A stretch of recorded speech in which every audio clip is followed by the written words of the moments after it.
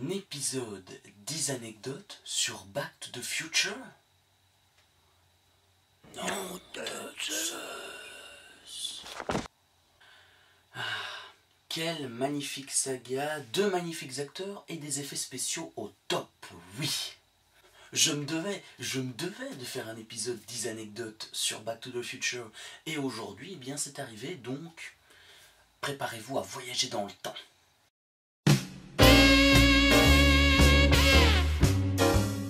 Alors, pour ceux qui l'ignoraient justement, c'est pour ça qu'on est là, il me semble bien, John DeLorean est tout simplement le gars qui a inventé la fameuse DeLorean.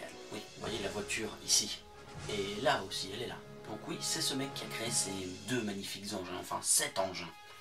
Enfin bref, passons tout ça. Eh bien, il faut justement savoir que Bob Gale et Robert Zemeckis ont justement reçu une lettre de ce cher John qui les remerciait tout simplement d'avoir utilisé sa DeLorean dans le film. Je n'ai qu'une chose à dire, pas de quoi vieux, tu le mérites.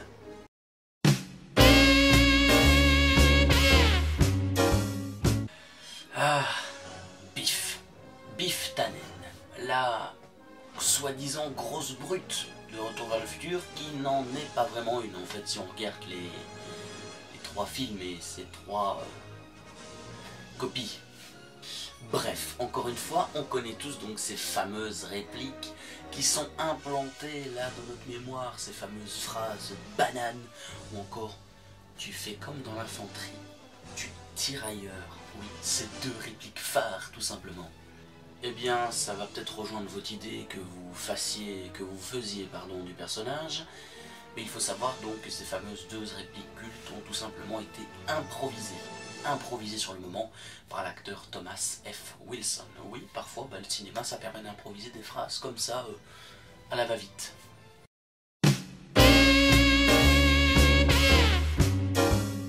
Alors, il y a une chose que, même moi, après avoir vu presque 20 fois ces films, il y a une chose que je n'avais jamais remarqué dans Retour vers le futur 1 et le 2. Peut-être que vous, oui, enfin, je ne sais pas. Mais encore une fois, oui, il y a bel et bien eu un remplacement d'acteur entre Retour vers le futur 1 et Retour vers le futur 2.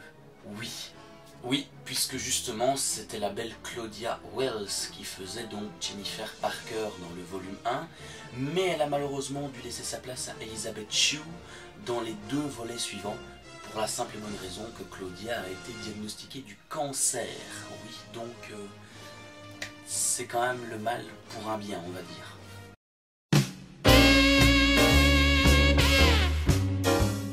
Pierre Cardin, on est habitué à ce fameux pseudonyme de Retour vers le futur. Oh, pauvre Marty McFly, il n'a pas de chance, ce mec.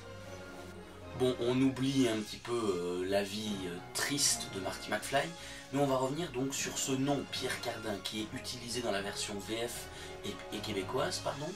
Et pour la version US, là, il est appelé Calvin Klein, et pour ce qui est de la version espagnole, là, c'est Levi Strauss. Bah oui, c'est pas mal d'avoir des surnoms de marque, j'ai envie de dire.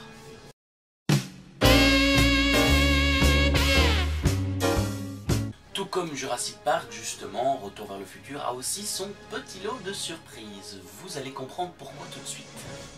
Oui, puisque dans tout le film, il n'y aurait que 32 effets spéciaux.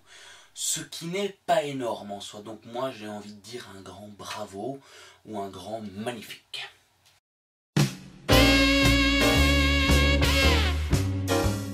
Alors bon, vous savez tous que durant le premier volet de la saga, quand Marty rencontre Doc Brown et qu'il lui dit « Je suis venu du futur dans une machine que vous avez inventée », il lui dit « Voilà, quel est le président à l'époque ?»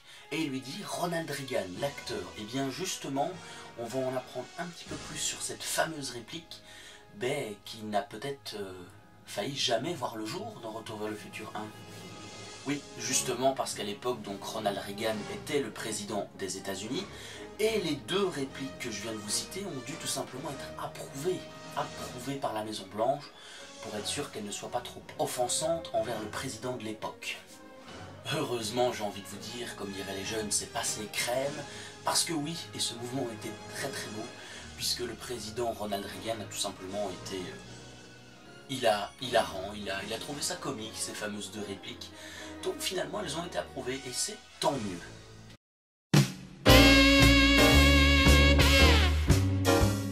On reconnaît tous, même vous, avouez-le, que le Doc Brown c'est un putain de génie, à la fois au niveau du cinéma et surtout au niveau du personnage. Mais ce qui est très très bon de savoir, c'est que ce cher Christopher Lloyd s'est tout simplement inspiré de 2 personnalités fortes pour façonner l'idée de son personnage, surtout pour créer le fameux Doc Brown. Oui, puisque justement ces 2 grandes inspirations ont été Albert Einstein et sans oublier Léopold Stokowski. Rien que ça, 2 grands noms pour un magnifique personnage. Le Doc, je t'adore moi.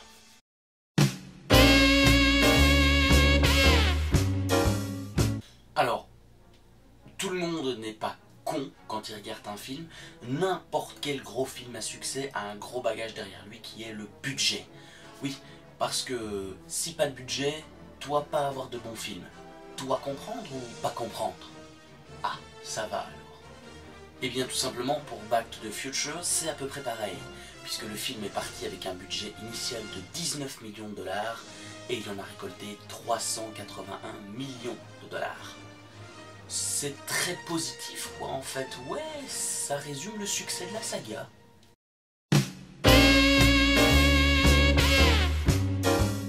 Pour cette avant-dernière anecdote, parlons justement de la fameuse maison du Doc, la maison du scientifique, comme on dirait tous, hein. Ben oui. Et bien justement, apprenez que sa fameuse maison n'est autre que la Gamble House, un monument historique et national aux États-Unis. C'est une belle maison et surtout, ça rend bien dans le film.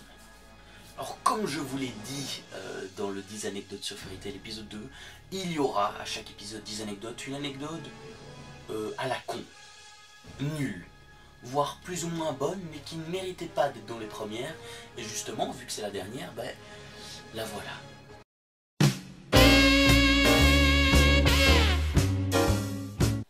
Justement, donc pour finir ces 10 anecdotes, sachez que ce film, Retour vers le futur, a été récompensé pour l'Oscar des meilleurs effets sonores en 1986. Rien que ça, et je pense que pour terminer, c'est pas mal. Voilà, c'est fini, putain, cet épisode il est fini, il est classé, au revoir, fini. Franchement, déjà depuis quelques temps, ça me titillait de faire cet épisode, et je suis satisfait du résultat. Parce que, on a beau dire tout ce qu'on veut, cette saga elle a peut-être plus de 30 ans, mais c'est une saga qui est mémorable, que tout le monde a vu, que tout le monde a déjà entendu parler, et moi, j'adore ces films, et franchement, si cet épisode est un succès, il y aura un épisode 2, peut-être sur Retour vers le futur 2 cette fois, pourquoi pas. Alors, je vous arrête tout de suite, vu que je tourne cette vidéo le mercredi, ça veut dire qu'il n'y aura pas de News Geek cette semaine, pour la simple et bonne raison que l'horaire ne facilite pas la tâche pour l'école. Donc, vous aurez ici cette vidéo vendredi.